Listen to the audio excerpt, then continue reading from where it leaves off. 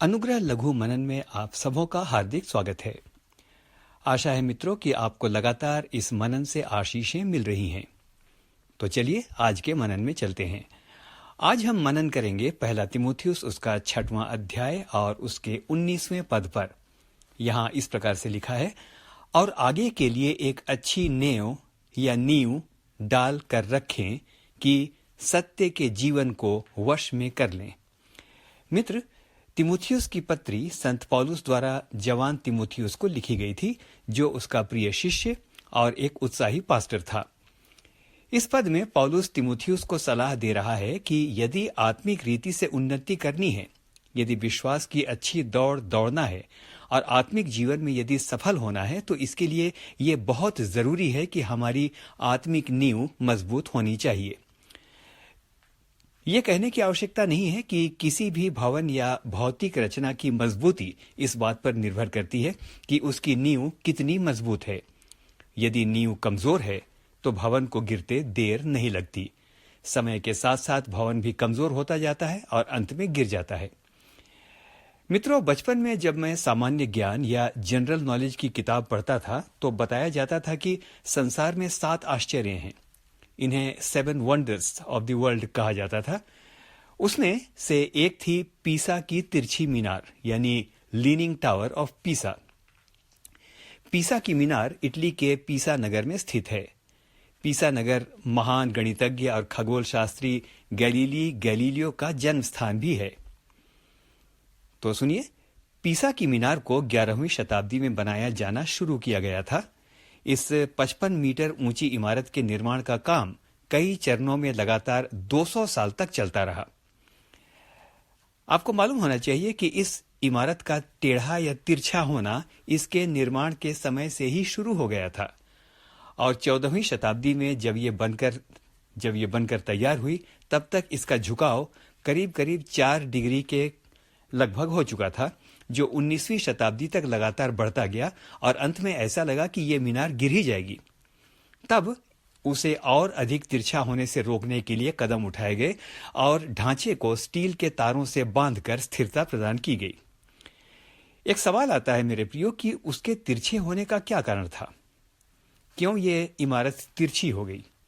कुछ लोग इसे विज्ञान का चमत्कार मानते हैं, लेकिन बहुमत का यह मानना है कि यह इसीलिए तिरछी हो गई और होती चली गई कि इसकी नींव को डालते समय इस बात पर ध्यान नहीं दिया गया कि वहां की मिट्टी भुरभुरी और नर्म थी, इसीलिए वो धीरे धीरे झुकती चली गई।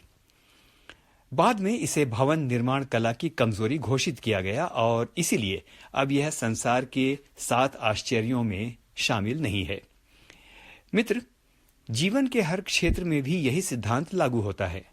आत्मिक हो, एकेडमिक या अकादमिक हो, सामाजिक क्षेत्र हो, कोई भी क्षेत्र हो, यदि नींव ठीक है तो सफलता मिलती है, वरना असफल होना लगभग तय हो जाता है।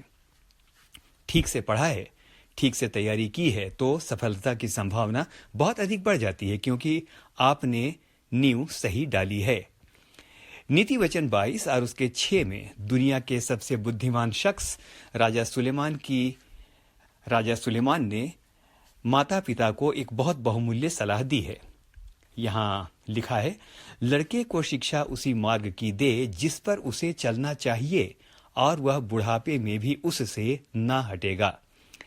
मेरे मित्र, यहां पर राजा सुलेमान बच्चों की आत्मिक और मानसिक नींव की मजबूती की सलाह दे रहा है। मित्र, यदि प्रभु ने हमें बच्चे दिए हैं तो आइए हम प्रभु के भय में उनकी नींव मजबूत करें और निश्चिंत हो जाएं कि वह बुढ़ापे में भी उससे नहीं हटेंगे। यदि आप पहली सदी की कलीसिया का इतिहास देखें तो उनके समय में बड़े बड़े सामर्थ्य के काम हुए, बड़े बड़े चिन्ह उनके समय में प्रकट हुए, बहुत लोग चंगे हो गए। इसका कारण यह था कि उनकी नींव बहुत मजबूत थी। अगर वचन को पढ़ेंगे तो आपको पता चलेगा उनकी कलीसिया 4 खंभों पर टिकी थी। प्रेरितों के काम 2 और उसके 22 में लिखा है, वे लोग यानी पुरानी कलीसिया के लोग, नंबर 1 प्रेरितों से शिक्षा पाने, नंबर 2 संगति रखने, नंबर 3 रोटी तोड़ने और नंबर 4 प्रार्थना करने में लौलीन रहे। शिक्षा पाना, संगति रखना, रोटी तोड़ना और प्रार्थना करना। इन बातों की वजह से उनकी नींव बहुत मजबूत थी और इतनी मजबूत थी कि कलीसिया के द्वारा सुसमाचार का प्रचार बहुत बड़े हिस्से में फैल गया।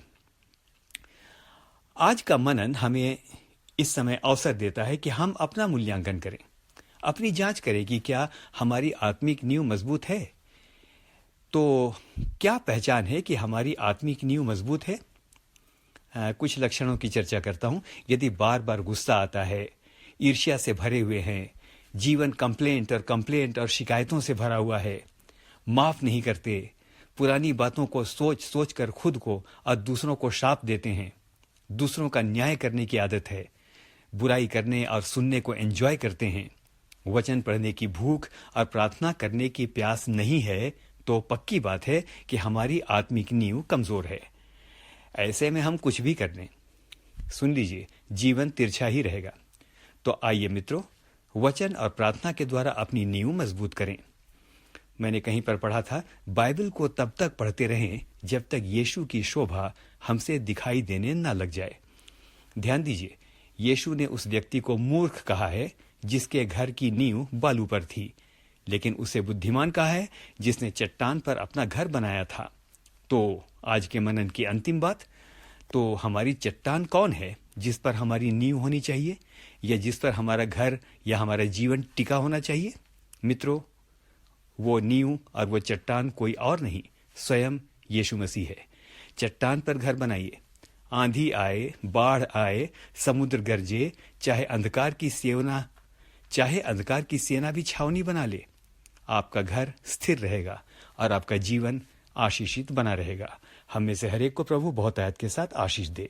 आमीन और फिर से आमीन।